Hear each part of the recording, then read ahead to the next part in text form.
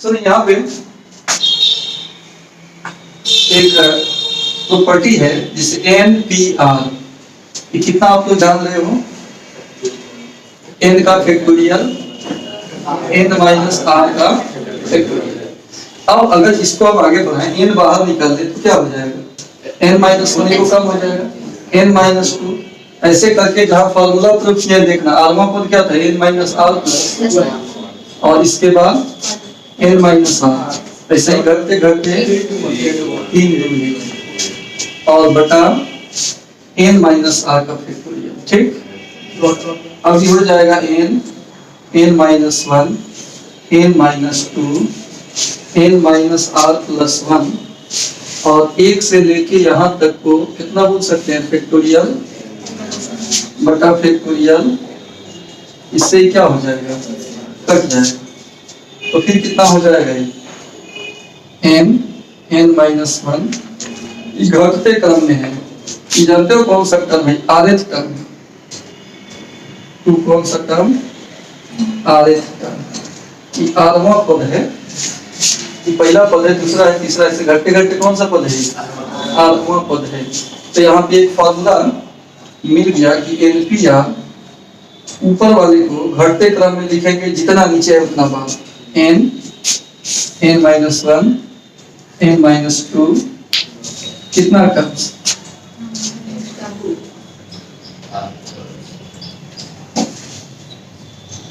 8 terms का, 8 terms. एक formula बन गया, इससे आसानी से क्वेश्चन बन सकता है। और इसको लिख दो तो फिर इस पे एग्जांपल देंगे।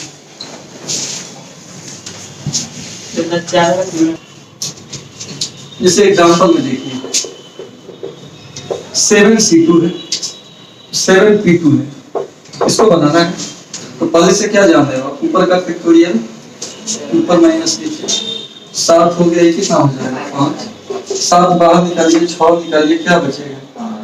बटा 6 से आंसर में। इस मेथड से बनाइए जो अभी सीखे हो। इसमें 7P2 है, 7 को कई बार घंटे क्रम में लिखना है, तो कितना हो जाएगा? कितना आंसर आएगा? कौन आसान है? आसान है ना?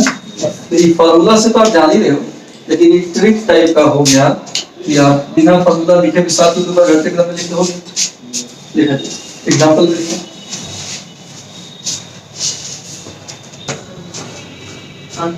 एक से 9 तक डिजिट दिया है, कह रहा है कि डिजिट हमारा रिपीट नहीं करेगा, तो 3 डिजिट नंबर्स कौन कौन होगा?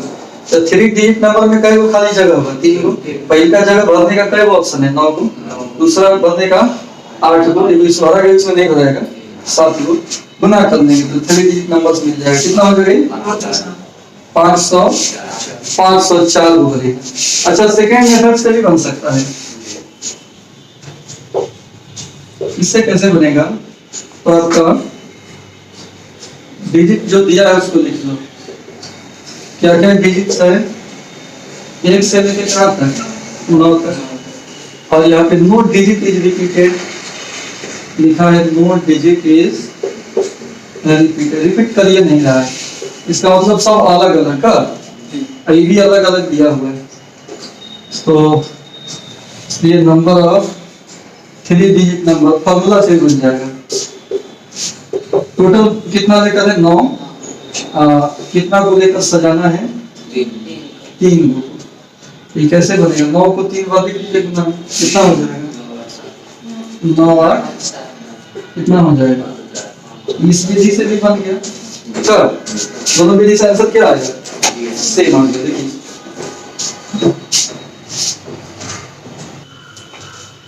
दूसरा पूछ रहा है हाउ मेनी 4 डिजिट नंबर, और दिया है नो डिजिट इज रिपीटेड।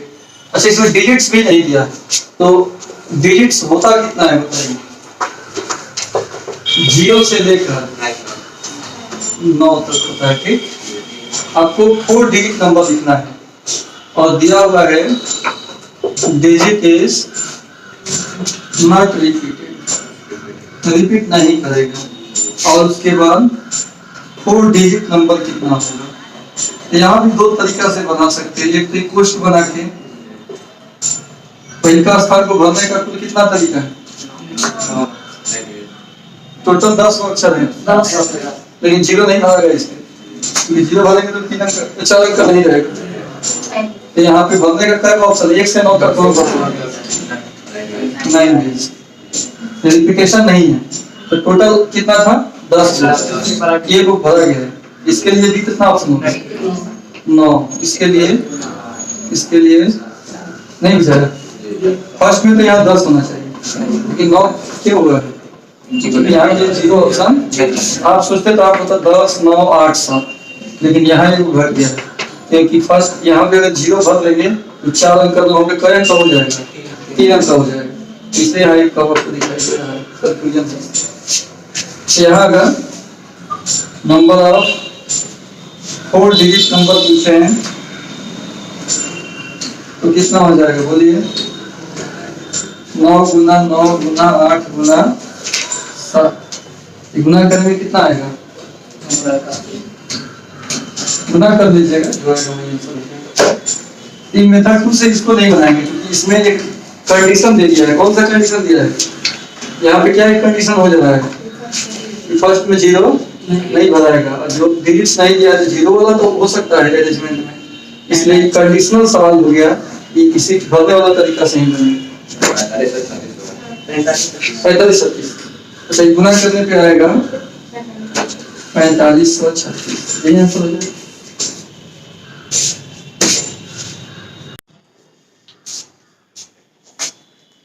इसमें थ्योरम टाइप का है,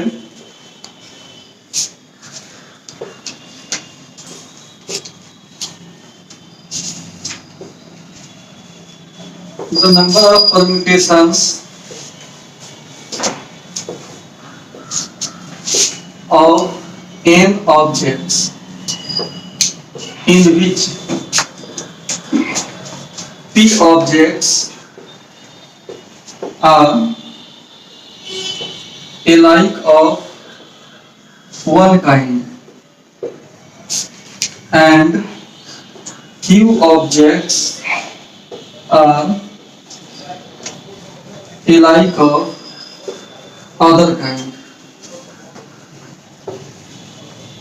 is equal to, इसका नंबर ऑफ परम्यूटेशन निकालना होता है। कुल कितना ऑब्जेक्ट है? n, उसका फैक्टोरियल, और जितना जितना सेम है उससे भाग होता है।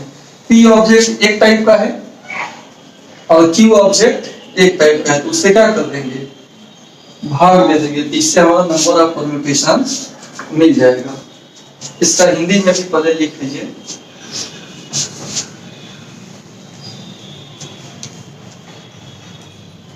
यदि p वस्तु एक प्रकार का तथा q वस्तु दूसरे प्रकार का हो तो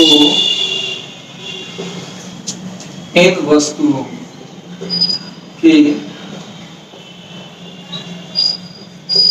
क्रमचयों की संख्या फैक्टोरियल n बटा फैक्टोरियल p फैक्टोरियल q होता है। क्रमचय का संख्या इसी फार्मूला से निकालेंगे। यहाँ पे हम एनपीआर वाला फार्मूला लागू नहीं होगा, इसको लिखें, क्योंकि उस फार्मूला में क्या था कि सभी ऑब्जेक्ट डिफरेंट टाइप का रहे, इसमें कुछ ऑब्जेक्ट एक टाइप का है। ठीक, अब यहाँ फार्मूला में प्रूव किया होंगे एनपीआर का, वहां बताया होंगे कि एन अलग अलग वस्तुओं में से आर वस्तु को एक साथ करके क्रमचय की संख्या, वो एनपीआर होता है। इसमें एक टाइप का कुछ है तो उससे डिवाइड करके मान निकाला जाता है। जैसे एग्जांपल में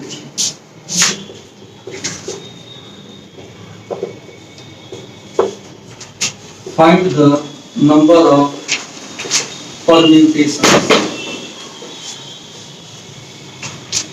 of the word